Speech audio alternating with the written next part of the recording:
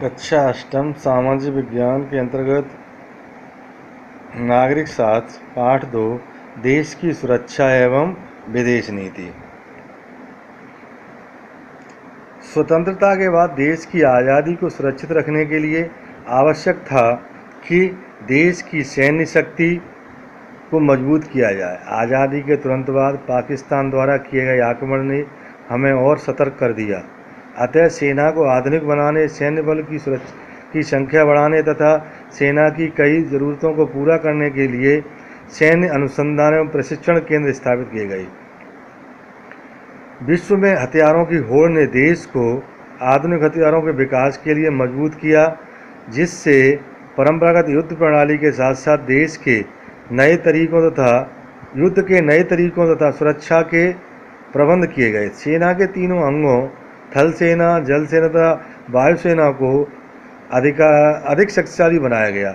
सैन्य संगठन भारतीय सेना का सर्वोच्च सेनापति कमांडर राष्ट्रपति है, किंतु देश की वास्तविक सुरक्षा का दायित्व मंत्रिमंडल पर होता है। मंत्रिमंडल की ओर से रक्षा संबंधी मामलों पर विचार विमर्श करने के लिए एक उच्च स्तरीय समिति है, जिसका अध्यक्ष प्रधानमंत्री होता है। रक्षा मंत्री और रक्षा मंत्रालय इसके कार्य संचालन करता है और सेना के तीनों अंगों के कार्यों की निगरानी रखता है। आपने गणतंत्र दिवस के अवसर पर टेलीविज़न में सेना के तीनों अंगों यथा जल सेना, थल सेना तथा वायुसेना को मार्च पास्ट करते हुए देखा होगा। इन सेनाओं के बारे में जानकारी करें। हमारी सेनाएं सभी का मुख्यालय नई दिल्ली में है।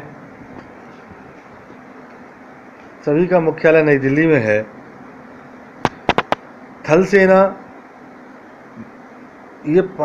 सेना 5 कमानों में विभाजित है: पश्चिमी कमान, पूर्वी कमान, दक्षिणी कमान, उत्तरी और केंद्रीय कमान। थल सेना में कई प्रकार की सेनाएं हैं: इन्फेंट्री, तोपखाना, आर्मी मेडिकल कोर, आर्मी शिक्षा कोर। थल सेना के अध्यक्ष मनोज मुकुंद नरवणे हैं और तीनों सेनाओं के जो सेना प्रमुख हैं बिपिन रावत हैं इस समय। भारतीय नौसेना को जल सेना भी कहते हैं। 3 कमानों में विभाजित है: पश्चिमी कमान, पूर्वी कमान और दक्षिणी कमान। नौसेना के भारत में 2 बेड़े हैं: पूर्वी बेड़ा और पश्चिमी बेड़ा। नौसेना के अध्यक्ष RKS भदौरिया हैं।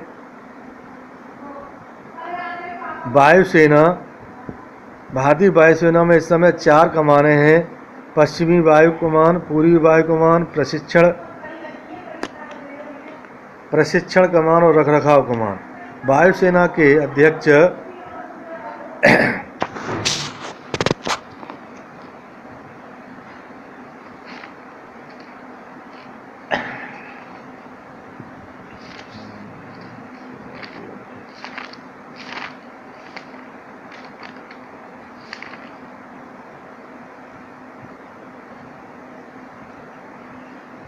भाई साहब RKS भदौरिया हैं।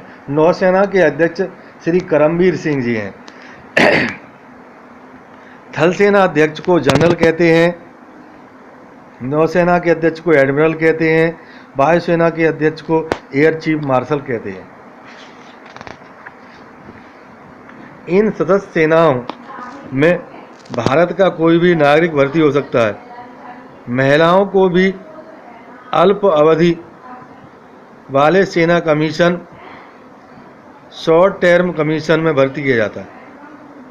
जिन शाखाओं में महिलाओं की भर्ती की जा सकती है उनमें कुछ इस प्रकार है: थल सेना की सिग्नल्स सेवा कोर, इंजीनियर शिक्षा कोर, आयुध कोर तथा गुप्तचर शाखा में।